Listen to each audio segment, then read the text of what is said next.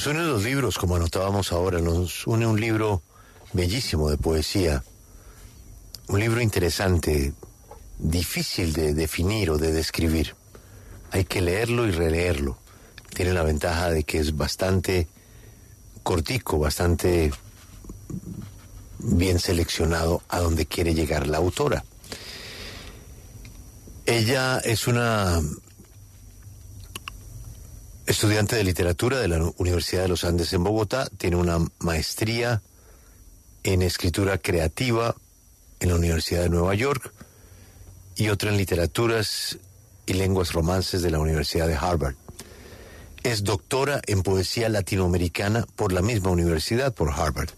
Hoy es una profesora en la Escuela de Escritores en Madrid y hoy se presenta su libro en Madrid, en una conocidísima librería. Ya su libro, pues, viene acompañado de otras experiencias. Ya lo habíamos comentado acá. Ella se llama María Gómez Lara y esta vez le escribe al Quijote. Se llama Don Quijote a voces. Aquí, enjaulado, veo el cielo altísimo, el aire fresco de la montaña, la melodía de los pájaros más allá de los barrotes. Oigo los versos que me cantan y los canto enamorado. Toco cada palabra, una por una. Quiero sentirles la textura, el tono, el engranaje, las rimas consonantes, los símiles, las metáforas. En el sonido de cada sílaba me va la vida, lo presiento. Quiero quedarme para siempre a salvo, enjaulado y a salvo. Aquí estoy yo, Don Quijote de la Mancha, aferrándome a mi voz. Doctora María Gómez Lara, felicitaciones por su libro. Bienvenida a la W. Muchísimas gracias a la W. Estoy muy, muy feliz de estar allá conversando con ustedes. Muchas gracias. Doctora, ¿por qué el Quijote? Bueno, porque es una obra que a mí me conmueve y que creo que puede conmovernos más allá de la época, que fue escrita hace muchísimo tiempo, pero ese fragmento que leíste, por ejemplo, se basa en un episodio en donde Don Quijote está enjaulado y en ese momento cuando está enjaulado es cuando empieza a decir unos versos y la poesía de alguna forma lo hace libre. Entonces yo creo que eso es súper vigente, que la poesía todavía nos hace libres con todas las distintas jaulas que nos ponemos o que nos ponen. A mí me gustaría preguntarle, porque bueno, yo soy manchega y haber leído este libro me hace sentir especialmente orgullosa de que sea en este caso el Quijote, el libro en el cual se pone en voz a estos personajes. Sin embargo, podría haber escogido la Ilíada o la Odisea y escogió el Quijote. En este caso, ¿y por qué no otro clásico?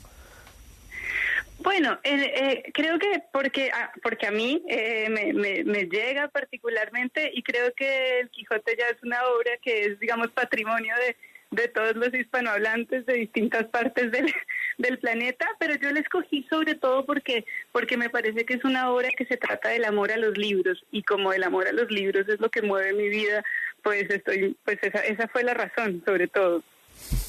María, hay un puente muy interesante que usted traza en uno de sus poemas, porque usted tiende un puente entre el Quijote y el Aleph de Borges.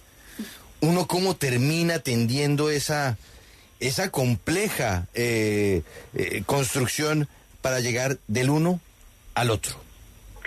Bueno, es lo que permite la literatura, la creación. Es decir, si estuviera haciendo un trabajo académico, sería más difícil de justificar ese salto temporal, ¿no? Pero la razón por la que se me ocurrió acercar a la Aleph y a Don Quijote es porque me falta decir que cada uno de los poemas está basado en algún episodio de Don Quijote, ¿no? Entonces, ese poema al que te refieres, que se llama Una imaginación de Aleph, está basado en el episodio de los rebaños, en donde Don Quijote ve como un polvo, como una nube de polvo que se levanta porque pasaron unos rebaños y se imagina una cantidad de ejércitos y de batallas y se imagina todo, ¿no? Entonces, cómo funciona paradigmáticamente la imaginación de Don Quijote es que transforma una cosa en otra, digamos, transforma molinos en gigantes, ¿no?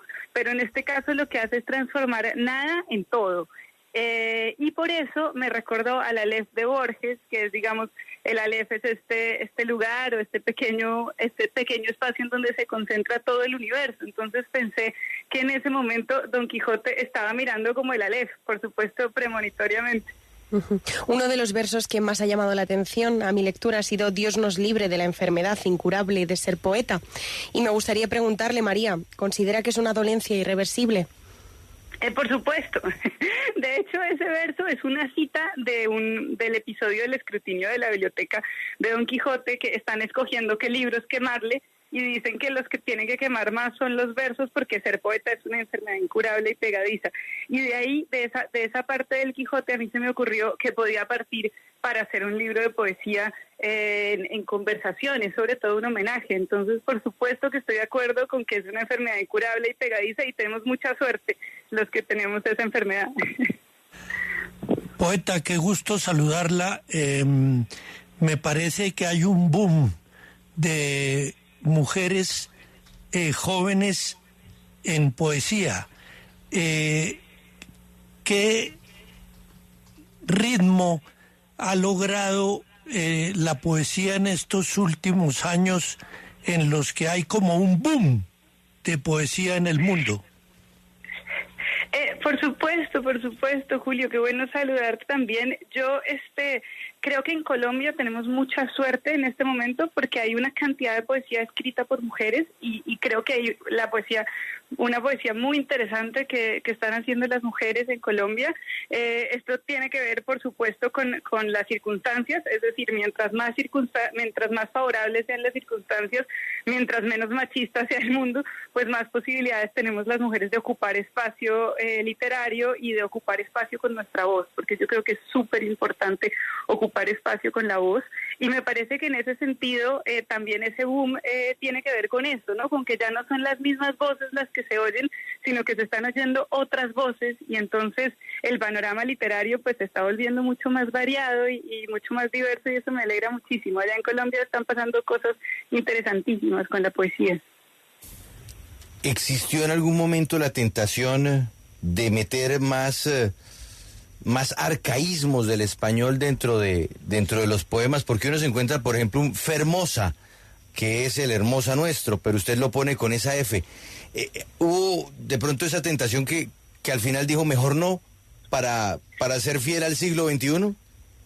Sí, por supuesto. Lo que pasa es esto, que yo tenía que pensar, este libro se llama Don Quijote a voces, entonces la clave es la musicalidad, es decir, cómo lograr, o una de las claves, ¿no? Cómo lograr una musicalidad y cómo lograr que los poemas tuvieran este tono, porque creo que son poemas hechos para ser leídos en voz alta. Entonces, claro, hay algunos arcaísmos como este, por ejemplo, y hay algunas citas del texto, porque quería que tuviera verosimilitud para los dos lados, es decir, verosimilitud en el sentido de que es un homenaje a Cervantes, entonces quería dejar algunas palabras de Cervantes como homenaje al texto, pero por otro lado, para que el libro tuviera musicalidad, para que la musicalidad fuera natural, yo tenía que darle la música que es mía, ¿no? Y la música que es mía es la del español que yo hablo, el que me suena a mí, el que me resuena en los sueños, en el inconsciente, ¿no? Porque la música de la poesía se crea con las palabras que son más cercanas. Entonces, lo que quise buscar en ese libro fue un equilibrio, digamos que los arcaísmos los dejé como una especie de huella o como un guiño, como un rastro de que está basado en un texto de Cervantes, pero que la música de los poemas es mía. La música que yo quería prestarle a los poemas es pues la que yo puedo hacer. Si yo trato de hacer un poema con musicalidad de español del siglo de oro, no me va a salir muy forzado. Entonces era para encontrar ese equilibrio. La doctora, poeta y profesora presenta su libro hoy en Madrid. Para nuestros oyentes en Madrid, ¿me repite el nombre de la librería donde se presenta, poeta? Sí, es la librería Alberti. Alberti en la calle del Tutor, en Argüelles. Bueno, pues será una buena oportunidad de conocerla y de seguramente escuchar en su voz estas bellísimas creaciones, estos versos inspirados en el Quijote y la jaula en que a veces se refugiaba. Doctora, poeta, gracias por estar con nosotros. Mucha suerte con su libro. Muchísimas gracias a ustedes, qué alegría escucharlos y un saludo y un abrazo muy grande para ustedes y para los oyentes de la W. Ella es María Gómez Lara, El Quijote a voces.